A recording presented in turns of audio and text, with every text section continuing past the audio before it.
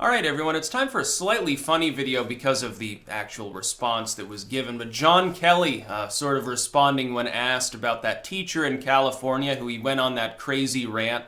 Oh, the troops are the lowest of us, and none of these people are skilled, and fuck the military, basically, was his point. Gregory Salcido, I believe is pronounced as Salcido or something. I'm not surprised that this was in California, first and foremost. Let me just say, your state, to all my Californian viewers out there, it's gaining something of a reputation for this kind of thing happening on a regular basis. Which is funny because it was like Ronald Reagan Central, back in the 1980s, and now it's basically like, oh, Nancy Pelosi is getting a little too far right for us. We think we need to resurrect Che Guevara's corpse and put him in charge. It's great. But what happened is this teacher went on his anti-military, and I believe got suspended or fired or something for it. And John Kelly was asked, hey, White House Chief of Staff, I believe. Was asked, what do you think about this? And he's like, oh, I think he should go to hell. Very succinct, very terse answer to the question. And this is sort of the way that the Trump staff have approached really public relations. A very terse statement that doesn't mince words, as opposed to maybe in the past we would be used to a response that would sort of dance around the issue. Oh, I can imagine it, like how would Obama's people have reacted? Oh, freedom of speech is a wonderful thing, and of course I condemn this. We love our U.S. military, but I'm not sure suspension or firing is a great idea, and I can understand there are people right now in the wake of the last administration's mishandling of foreign policy, the George W. defense, things... relations between the civilians and sort of the military apparatus have decreased, and so we're seeking to address that. Have a good day. That's basically, they would have danced around it. You never would have heard something like this from the Obama admin's officials, with the exception of occasionally Joe Biden doing it and then apparently getting reprimanded and pushed aside very visibly by Obama and then not appearing for another week. Joe, you've got to stop doing this, basically. That was basically, it appeared to be one of those sort of relationships. Where basically Joe is the literal, loyal sidekick stereotype in that situation. Trump doesn't really do that. It's like he doesn't appear to have much of a personal relationship with most of the people that are around him. He sees them, he has primarily his family, and then he has these various associates. He delegates to them, they do their own thing, and occasionally they give him updates. He's got more of a corporate approach to it than the interpersonal style of approach that we saw from, Obama. I think there are certainly some things to be said situationally for that other approach. Generally speaking, though, I think Trump's going to have better efficiency. And being able to see John Kelly come out and say he should go to hell for someone who does, he probably should, that's actually a refreshing thing. Now, my own thought is this. Before someone thinks, well, Styx is he's becoming a jingoist. No. There's a difference between rambling about how bad you think that the average private in the army is and worrying about, actual warmongering or something. I'm generally speaking very anti-war. There's only really one struggle we need to be involved in right now. That's in North Korea, and that has nothing to do with all these Middle East proxy conflicts. We shouldn't be in most of the Middle Eastern countries. Where we've been invited to be, we shouldn't be in combat roles. We should be training or doing whatever we need to do, intelligence gathering. Now, we've got troops scattered all around the world, but that's not their fault. Once they sign up, it's nothing that they do is particularly their responsibility for the most part. They're commanded to do things. At the very least, if you were going to limit your criticism to anyone, it would be their commanders if something goes wrong. Like some lay soldier who's doped up on amphetamines and starts shooting up a Vietnamese village circa the early 1970s.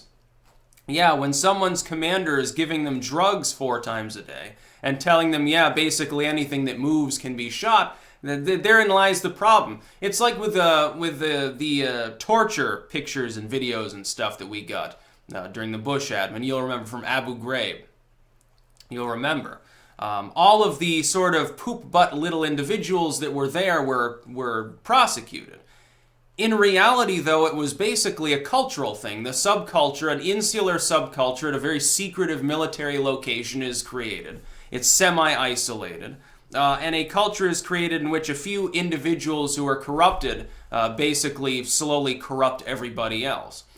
It's a top-down sort of thing. It's not those people were shitheads to begin with. No, probably not. Probably they were very normal. We've seen this sort of behavior replicated in scientific experiments where people that are ultimately very passive can become extremely aggressive. People who are very liberty-loving can become extreme authoritarians under the right conditions. You do a guard versus inmate scenario. I can't remember the name of the experiment. They took a bunch of college kids and they arbitrarily assigned some of them to be guards, and over time, as they enforced rules, it got more and more draconian to the point where the experiment, I believe, had to be stopped before someone fucking got killed. And it was just a joke. Like, there was no reason specifically for them to actually take it that seriously. That's just in an experimental situation. Imagine if it's a real world situation with some prison camp or in a military unit that's under fire constantly. No, I'm not going to ridicule the troops. I think that the best way we can be patriotic, generally speaking, is to keep our troops here, out of the line of fire, and to not start a bunch of proxy conflicts that necessitate a greater scope of our entrance into foreign theaters. If we're in another country, it should be under friendly terms. It should be, well, we're cross-training with the French Special Forces. We're cross-training with cosmonauts or something. That's the sort of thing that we should be doing. That helps to prevent wars too. You're more reluctant to immediately begin a war over a minor squibble. If you got 10,000 troops in another country, it's probably not going to happen as readily. Now, thankfully, we've got a lot of diplomatic sort of little groups of men that we have stationed, especially in places like Europe.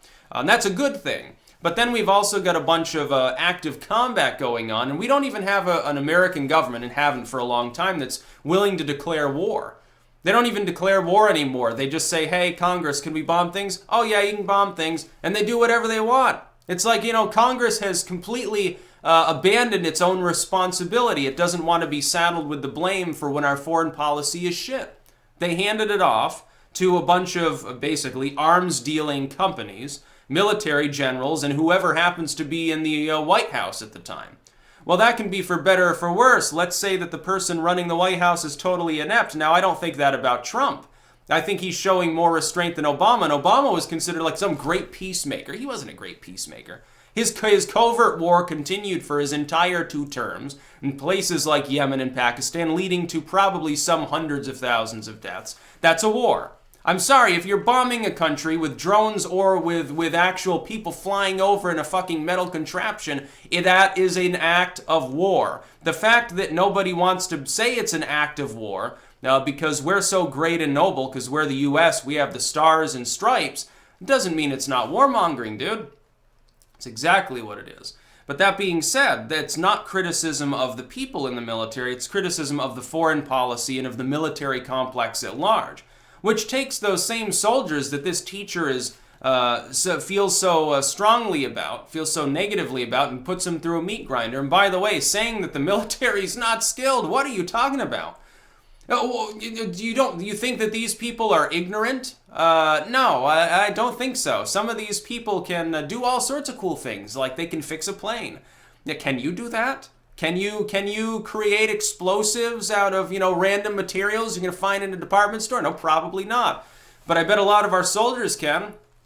It actually makes me sleep more soundly at night knowing that if at some point, let's say an invasion was staged on the U.S., millions of Chinese troops pour across, and get cut to pieces. It wouldn't just be a bunch of dudes with assault rifles, sporting rifles, shooting at them. A bunch of veterans would probably go down into their root cellars, and within a few hours, they'd have quite an arsenal. Oh, it'd be wonderful. They'd have like makeshift tanks and stuff, and it'd be a free-for-all. It'd be chaos. But that's better than getting invaded and conquered.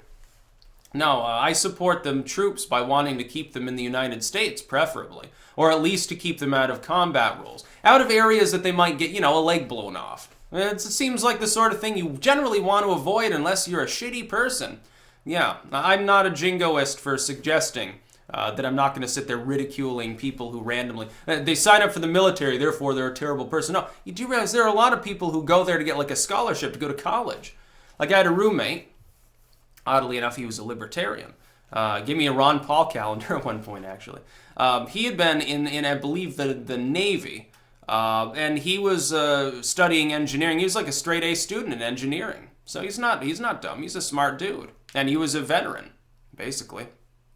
I don't think he was a combat veteran, which I'm sure he's probably fucking happy about. He's like, well, I didn't have to get shot at when I was in the military. You know, huzzah. Now I get some money to go to college. For a lot of people, that's the only way they can go to college. I'm not going to sit there blaming them. It doesn't make any sense. It's like I always had to have that big thought. You know, a lot of young dudes, approaching the age where they're going to be graduating high school, going off to college or whatever, they have to have that thought in their head. Oh, I can join the military. I can get 20, 30 grand total in all sorts of grants and scholarships and stuff, and not really have debt. You know, I have to spend a few years, maybe get put in combat, maybe get called back several times before they actually let me go. So I might end up spending the better part of a decade, out in the desert somewhere, but, money is tight these days. We are in a recession. You have to have those thoughts. Or do I want to go to college at all or take tech ed or something? The military can train you in that. You can learn all sorts of cool shit within engineering. Medicine, certainly, people that go into that. It's a good thing. No, these are smart people. Trust me, you don't want dumb people, generally speaking, driving tanks around or firing missiles. You probably should have decently smart people doing that. Thankfully, that's basically the system that we have. Yes, there's going to be the occasional soldier that does an atrocity, like war crime stuff. That's also true within the civilian population. So it's fairly funny to see this teacher get red in the face. Oh, you don't support the military. It's like, hail Stalin or something. I'm sure. That's about all. Peace out.